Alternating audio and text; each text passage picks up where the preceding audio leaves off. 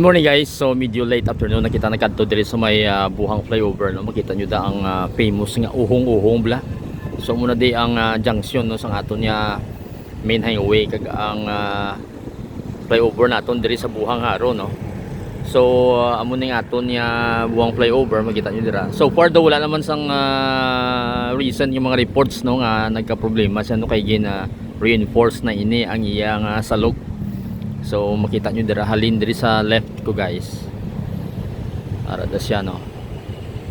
So roughly mga I think more or less 400 to 500 meters. Typical sa aton yung mga flyover. So in all other flyovers nato namamo man ang length more or less no from 300 to 500 meters no. So anyway, nagkadto kita dire kay as you know na bag-o lang naghalin ng aton nga Super Typhoon Inday no, galabot sa mga at least 200 to 250 kilometers per hour ang iyang kabaskugon sa hangin no.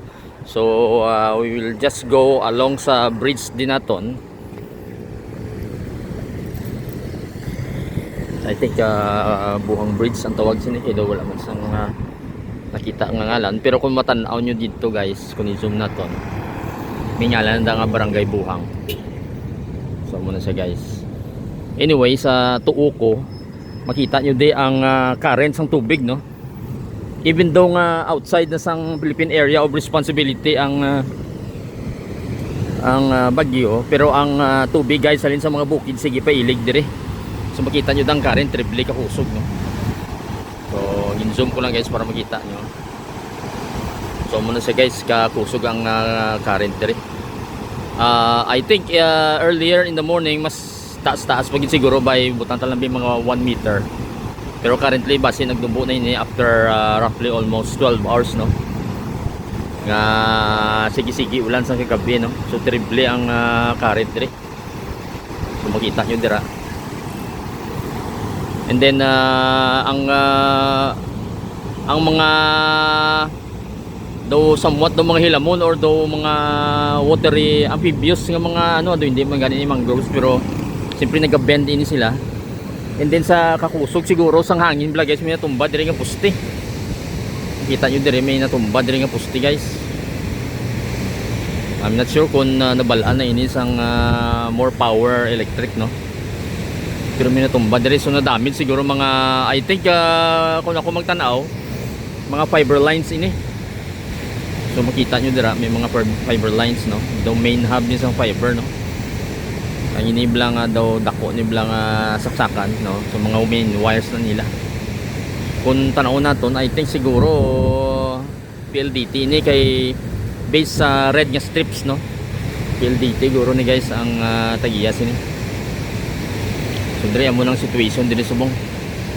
Even though wala magkita sang brownout pro base sa ining area may outage sang aton nga internet no.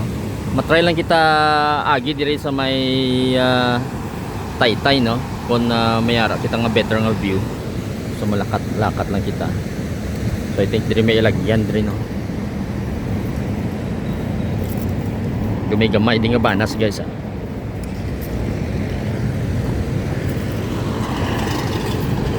So muning aton Taytay I think buhang bridge magita ngalan kay nakabutang man no.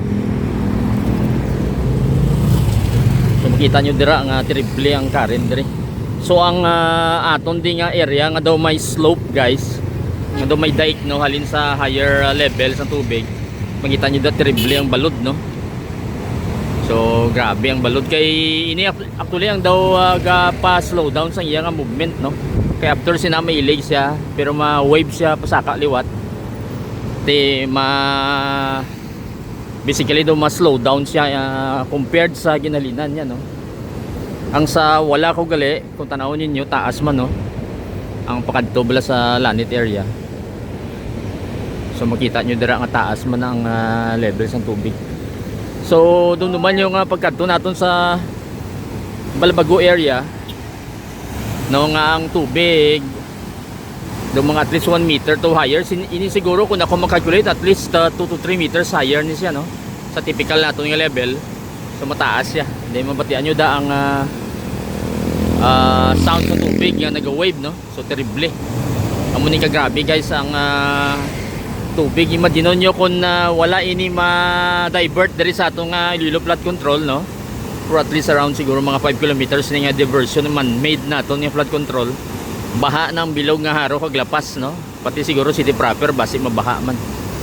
So amo ni dako ginimbulig sa aton ning flood control project, no. So makita nyo dira ang next natong Taytay amo nang sa may Balabago guys. Ulunhan dito Balabago ng Taytay. Ini buhang bridge, no. So makita nyo da triple ang agi diri sang tubig. Mapulupulapit kita. Wala gani diri, wala ako sa may nakita diri nga sensor no sa water level, no.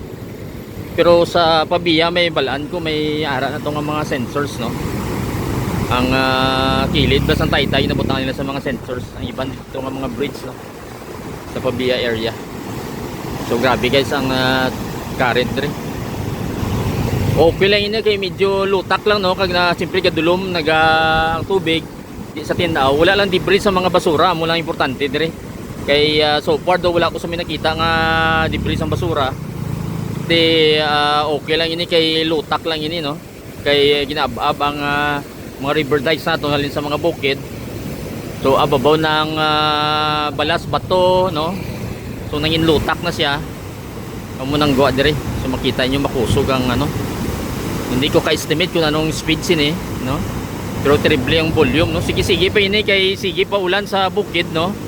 Even though sa city, diri sa syudad wala na ulan, mainit na. Pero ang ikog sang bagyo guys, amo na nagahigop sang habagat, ano. So may mga rain clouds sinang ginahigop. So ang sa bukid usually tendency basa po ni sige po ni ulan guro dito. Kaya mo ning iyang sitwasyon diri subong. Grabe ang current guys. Siguro I would think this is also another meter higher, no, compared sa 12 hours ago kay mas grabing ulan kagabi. Sige ang ulan. May mga flash floods kita as usual diri sa may Haro kag sa Lapas kag sa downtown areas, pero kung mauntat na ulan ti ma-subside man lang ng tubig dra.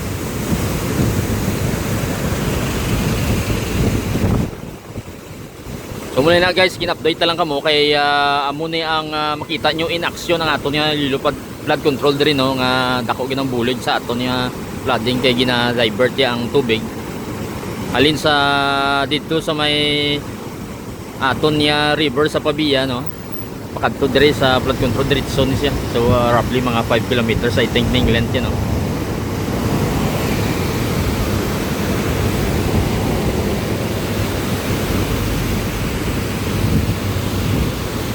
So till the next videos and updates guys. Thank you for watching.